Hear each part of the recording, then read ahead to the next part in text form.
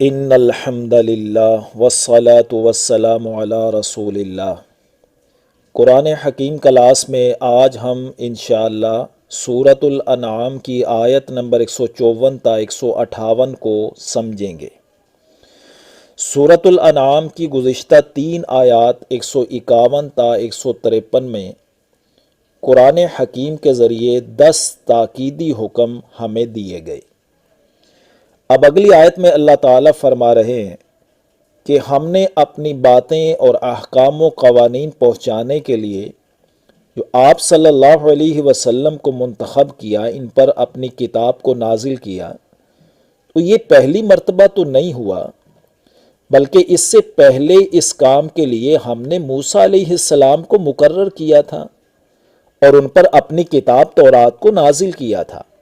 اور اس میں اپنے احکام کی تفصیلات کو بھی بیان کیا تھا۔ یہ ہے وہ بات جو اگلی آیت میں بیان ہو رہی ہے۔ دیکھیے، ثم آتینا موسیٰ الکتاب، پھر دیکھو کہ ہم نے موسیٰ علیہ السلام کو بھی تو کتاب عطا کی تھی، تماماً علی الذی احسن، جس کا مقصد یہ تھا کہ اچھی طرح عمل کرنے والوں پر نعمت پوری ہو، یعنی جو لوگ اللہ تعالیٰ سے وابستہ رہ کر اس کے احکام پر عمل کرنا چاہتے ہیں اور اجر عظیم اور نجات اخروی حاصل کرنا چاہتے ہیں، ان لوگوں پر اپنی نعمت کو پورا کرنے کے لیے ہم نے موسیٰ علیہ السلام پر کتاب تورات نازل کی تھی،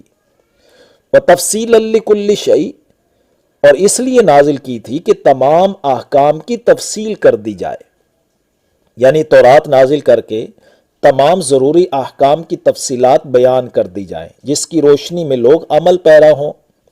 وَہُدًى وَرَحْمَةً، اور وہ تورات لوگوں کے لیے رہنمائی اور رحمت کا سبب بنے، یعنی جو رہنمائی حاصل کرنا چاہے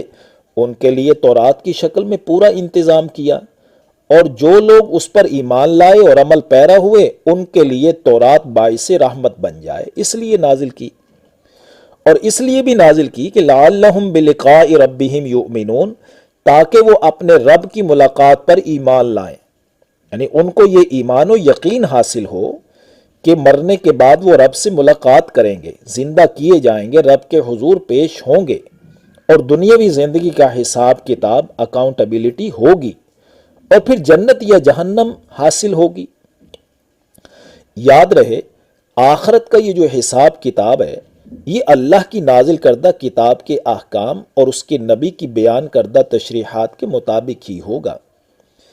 تو اللہ تعالیٰ نے اس آیت میں سابقہ کتاب تورات اور سابقہ نبی موسیٰ علیہ السلام کی طرف توجہ دلوائی کہ پچھلے زمانے کے لیے ہم نے اپنے احکام کی تفصیلات اس میں نازل کی تھی۔ اب آگے فرما رہے ہیں کہ وَهَذَا كِتَابٌ أَنزَلْنَاهُ مُبَارَكٌ فَاتَّبِعُوهُ وَاتَّقُوهُ، اور اس کے بعد اب یہ کتاب قرآن ہم نے نازل کیا ہے جو بڑی خیر و برکت والی ہے، تو اب اس کا اتباع کرو اور اس کی خلاف ورزی کرنے سے بچو، لعلکم ترحمون، تاکہ تم پر رحم کیا جائے۔ یعنی جب تم نے قرآنی احکام کی پیروی کی، یعنی اس کے قرآنی احکام کی تم پیروی کرو گے اور اس کی خلاف ورزی کرنے سے بچو گے تو تم پر رحم کیا جائے گا۔ تو بہرحال نزول قرآن کے بعد اب کسی کے پاس کوئی عذر باقی نہ رہا کہ ہمیں اللہ کے احکام کہاں سے معلوم ہوں گے۔ اب بھی کوئی اگر قرآن و سنت سے دور رہتا ہے تو اس کی اپنی غفلت، اعراض اور پہلو تہی ہے، ورنہ اللہ تعالیٰ نے تو رہنمائی حاصل کرنے کا قرآن کی شکل میں نبی کریم صلی اللہ علیہ وسلم کی صورت میں پورا انتظام کر دیا ہے۔ تو یہی بات تو آگے کی جا رہی ہے کہ اب کوئی عذر باقی نہیں رہا۔ ان تقولوا انما انزل الکتاب علی طائفتین من قبلنا، کہ یہ کتاب قرآن ہم نے اس لیے نازل کی ہے کہ کبھی تم یہ کہنے لگو کہ کتاب ہم سے پہلے 2 گروہوں یہود و نصارہ پر نازل کی گئی تھی، ہم پر تو نہیں کی گئی، اور کبھی یہ کہنے لگو کہ وَإِن كُنَّا عَن دِرَاسَتِهِمْ لَغَافِلِينَ، اور ہم ان کے پڑھنے پڑھانے سے بالکل بے خبر تھے۔ یعنی اللہ کی کتابیں تورات و انجیل یہ تو ایک قوم بنی اسرائیل کے لیے مخصوص تھیں، وہی اس کو پڑھتے پڑھاتے تھے، تو پھر اگر قرآن نازل نہ ہوتا تو یہ لوگ عذر کرتے کہ ہمارے پاس تو کوئی کتاب ہی نازل نہیں ہوئی، تو اب قرآن نازل ہو گیا تو دیگر لوگوں کے پاس اب کوئی عذر باقی نہیں رہا۔ آگے فرمایا او تقولوا لو انا انزل علینا الکتاب، یا یہ کہنے لگو کہ اگر ہم پر کتاب نازل ہوتی لکنا اہدی منہم، تو ہم ان یہود و نصارہ سے زیادہ ہدایت یافتہ ہوتے۔ اب آگے جواب دیا جا رہا ہے کہ نزول قرآن سے اہل مکہ اور دیگر دنیا والوں کے پاس کسی قسم کا کوئی عذر باقی نہ رہا، تو جواب دیا فقد جاءکم بینۃ من ربکم، لو اب یہ قرآن تمہارے رب کی طرف سے روشن دلیل آ چکی ہے، وہدی ورحمہ، اور یہ لوگوں کے لیے رہنمائی ہے اور رحمت ہے، یعنی ہدایت و رہنمائی تو دنیا کے تمام لوگوں کے لیے ہے، اور رحمت اس کو حاصل ہوگی جو اس پر ایمان لا کر عمل پیرا ہو جائے گا، اور جو اس کی تکذیب کرے گا اس کا انجام کیا ہوگا وہ آگے دیکھیے۔ فمن اظلم ممن کذب بآیات اللہ وصدف عنہا، تو اب نزول قرآن کے بعد اس سے بڑا ظالم کون ہوگا جو اللہ کی آیات کو جھٹلائے اور ان سے اعراض کرے۔ سنجزی الذین یصدفون عن آیاتنا سوء العذاب بما کانوا یصدفون، جو لوگ ہماری آیات سے منہ موڑ رہے ہیں، عن قریب ہم ان کو بہت برا عذاب دیں گے اس وجہ سے کہ وہ اعراض ہی کرتے رہے، یعنی دنیاوی زندگی کے کسی بھی موڑ پر توبہ کر لیتے اور قرآن و سنت کے احکام کی پابندی کا عزم کر لیتے تو ہم ضرور معاف کر دیتے، لیکن انہوں نے اپنی ساری زندگی اللہ کی آیات سے پہلو تہی کرتے ہوئے گزار ڈالی۔ اب اگلی آیت میں گفتگو اس قانون پر ہے کہ مذکورہ دلائل کے باوجود بھی اگر یہ ایمان لانے میں توقف کر رہے ہیں، ٹال مٹول کر رہے ہیں، تو ان کی حالت دیکھ کر تو یوں لگتا ہے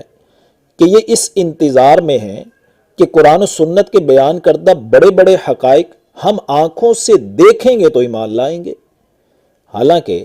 اس وقت ایمان لانا فائدہ مند نہیں ہوگا، قابل قبول نہیں ہوگا، کیونکہ دنیا میں تو دلائل کی بنیاد پر ایمان بالغیب مطلوب ہے،